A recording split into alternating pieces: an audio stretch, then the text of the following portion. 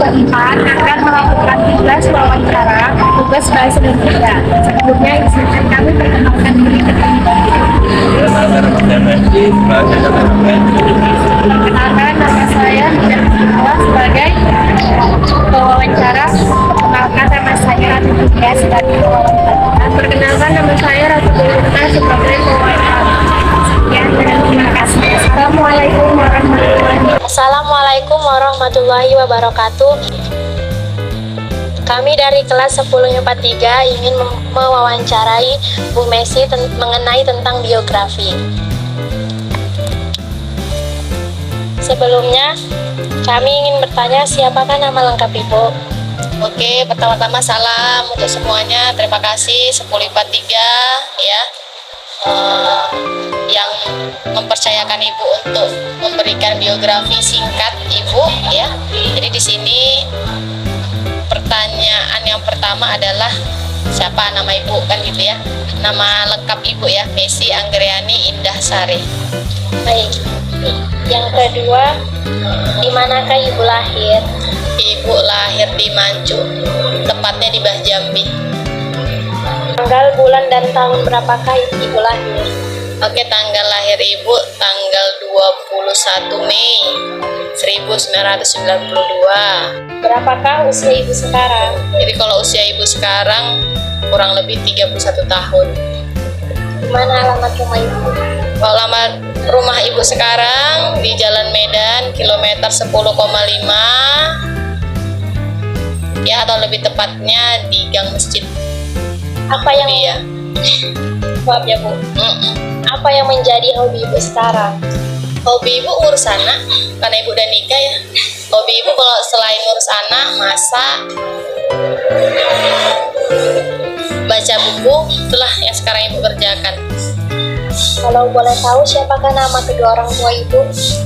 Nama kedua orang tua Ibu, nama ayah yaitu almarhum Mujito, kemudian nama mama Ibu atau orang tua perempuan Ibu Suyanti.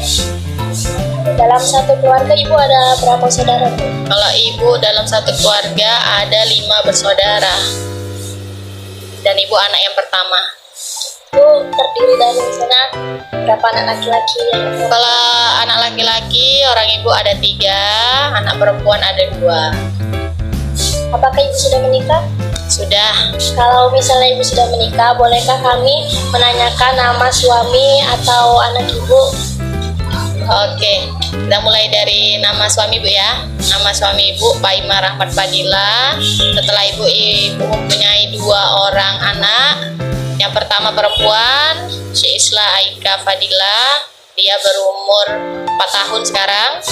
Setelah itu anak yang kedua, Hismen Arka Fadila. Dia sekarang berumur 2 tahun, laki-laki. Bagaimana riwayat pendidikan Ibu dari kecil hingga sekarang? Oh, pendidikan. Kalau pendidikan ya sudah pasti seperti biasa. Ibu menjalani SD di negeri ya, tapi dulu Ibu kecil kan di Raya, jadi di Harapan di Tongasana, baru SMP juga begitu, SMA Ibu di Pematang Siantar, kemudian SMA juga di kuliah juga di Pematang Siantar, sekarang kerja pun di sini. Dan selanjutnya Bu, apa yang membuat Ibu tertarik untuk menjadi guru? Kalau tertarik itu pada saat sudah di tengah-tengah Ibu menjalani perkuliahan. Jadi sebenarnya Ibu sama sekali nggak tertarik sama guru.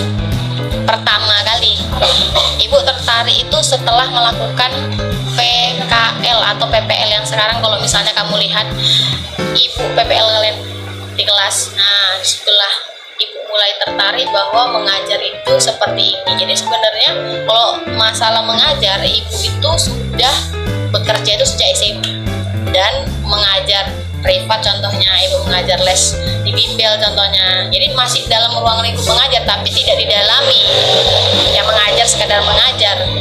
Tapi kalau namanya tertarik itu, kalau namanya tertarik itu berarti kita mendalami passion kita menyenangi pekerjaan kita. Yaitu sewaktu Ibu mulai PPL lah, Ibu mulai adalah kita bilang hasrat, oh mengajar gini, rupanya menarik, bukan hanya apa itu pengertian ini, enggak, berarti kita harus membaca karakter, dekat sama siswa, memecahkan suatu masalah, dan banyak lagi lah. Selanjutnya Bu, apa orang tua Ibu menerima kalau Ibu memilih untuk menjadi guru?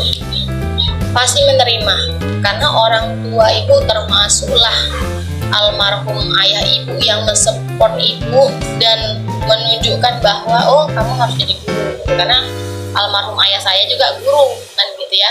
Jadi dialah yang membimbing ibu, kamu harus masuk jurusan, sampai jurusan pun jurusan fisika ya yang ibu ambil ya, itu pun ayah ibu. Saya bilang kenapa jurusan fisika gitu kan, ya karena ayah ibu bilang dulu karena guru fisika itu jarang, pasti nanti peluang mengajarnya, ataupun kalau tidak mengajar di sekolah, mau di les-les, bisa ngajar matematika kan, karena di situ kalau fisika itu kita bilang langka lah gitu. Jadi kalau misalnya cari pekerjaan gampang, itulah dulu pesan ayah ibu. Jadi kalau bilang mendukung, udah pasti mendukung lah. Nah, yang selanjutnya Bu, apa visi dan misi Ibu untuk menjadi guru? Kalau visi dan misi ibu menjadi guru ya otomatis ya nggak lain, satu menambah wawasan otomatis, yang kedua adalah menambah silaturahmi dengan orang. Namanya kalau kita bekerja berarti kita harus bertemu dengan orang banyak ya. Jadi kalau misalnya nggak mulu-mulu ya otomatis wawasan lah yang ibu cari ya. Setelah itu mengenal orang lebih banyak, mengenal karakter orang lebih banyak. Itulah kalau visi dan misi. Selanjutnya Bu, perjuangan apa yang Ibu lakukan untuk menjadi guru? Kalau masalah perjuangan ya pasti ya banyak ya, dan beda-beda versi. Kalau ibu perjuangannya itu ya luar biasa, karena ibu mengajar itu bukan setahun 2 tahun ya. Kalau mengajar secara organisasi seperti ini ya, di sekolah seperti ini itu sudah hampir 10 tahun sudah. Tapi kalau misalnya mengajar yang non formal di bimbel ya, kerja privat, itu ibu dari SMA itu udah ya kita bilang untuk nambah-nambah uang jajan lah dulu ya. Jadi dari SMA itu ibu udah ngajar anak-anak kecil, anak-anak SMP sampai anak-anak SMA, dari privat, bimbel dan lain sebagainya. Selanjutnya Bu, bagaimana perasaan Ibu saat Ibu berhasil menjadi guru? Berhasil ya, udah pasti seneng sekali. Senengnya itu gimana ya, berarti ibu meneruskan istilahnya cita-cita orang tua ibu, berarti yang menginginkan ibu menjadi pengajar. Sebenarnya kok sebenarnya ibu nggak pengen jadi pengajar, tapi lambat laun itulah. Jadi kalau misalnya kita bilang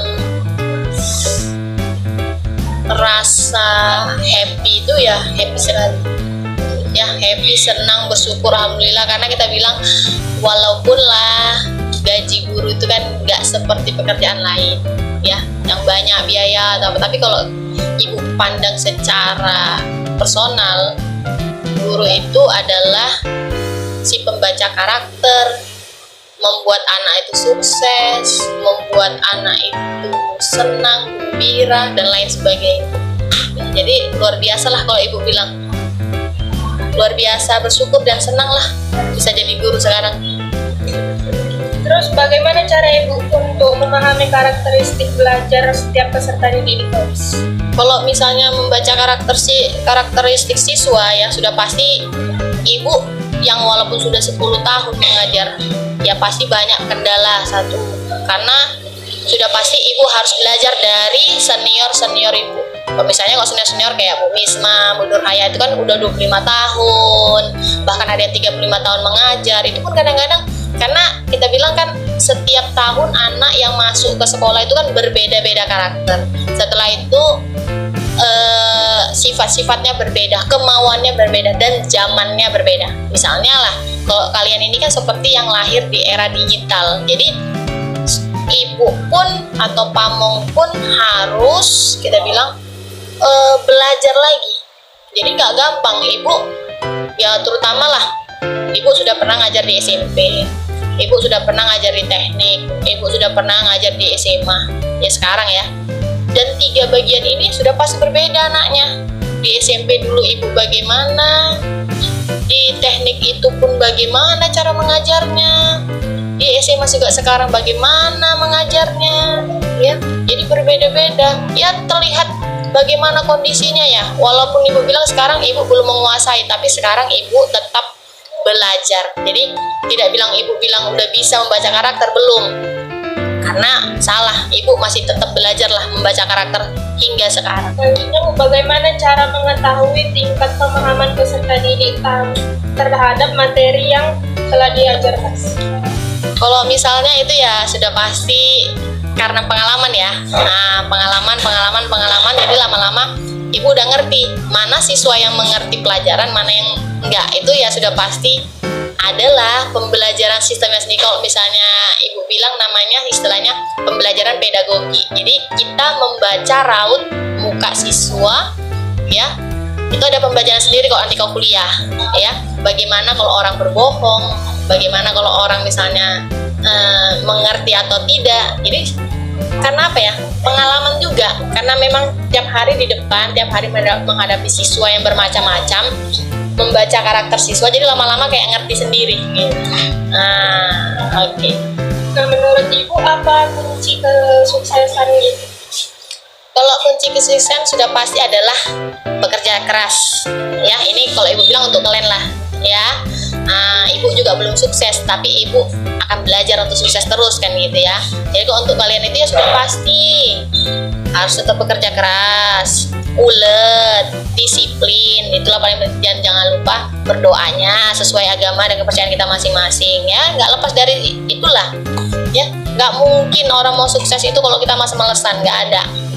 Ibu juga bisa jadi guru seperti ini karena ada niat, belajar, usaha, disiplin bertahun-tahun.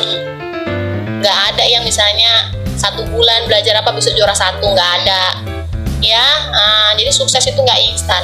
Kalau ibu bilang istilah sukses itu panjang, ya. Yang penting yang tadi bekerja keras itu, ulet, ya, ulet, disiplin itu paling penting, ya. Ya terutama kayak misalnya kayak anak-anak sekarang itu bangun pagi, itu udah pasti tuh bangun pagi. Sekarang banyak anak-anak nggak bisa bangun pagi, ya, karena itu banyak terlambat lah apa. Di situ kita ngerti kerja kerasnya, uletnya, disiplinnya kurang. Jadi dari situlah kalian belajar. Ibu, pertanyaan yang terakhir, sejauh Ibu ngajar di taman siswa, kenangan yang terfavorit itu apa? Kenangan. Ini kenangan apa ini? Senang, sedih? Senang, sedih. Oh, kalau senangnya sudah pasti ya. Salah satu kenangan ibu waktu mengajar di teknik dulu. Kenangannya luar biasa. Pertama kali ibu mau dipindah ke teknik, ibu menangis. Nah, masih gadis ya, masih kinis ya.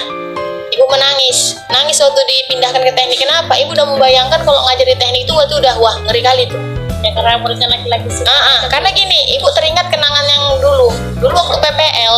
Jadi kan diletakkan di sekolah bagian mana gitu kan. Nah, jadi dulu ada kawan ibu ngajar di tekniknya bagian GKPS entah HKBP gitu. Jadi dia waktu kuliah gitu kan, kok udah kuliah gitu nanti nimbrung lah gitu kan, kami eje-ejein, ibu eje-ejein, enak lah kau ngajar di teknik gini, kayak mengejek gitu terus.